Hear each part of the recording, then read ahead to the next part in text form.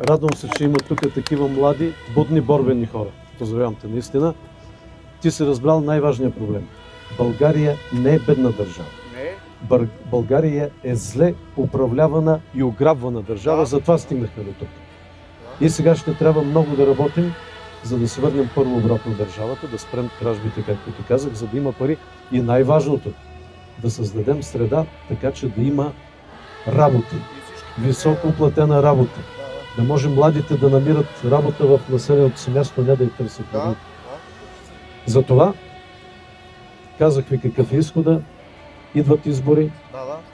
Кажете не само вие тук събралите си, кажете на вашите роднини, Да, близки, да. приятели, колеги, са студенти да излязат и да гласуват, за да имаме мнозинство и това, което ви казвам тук и с което се ангажираме, да го постигнем. Това е пътя. Няма друг път.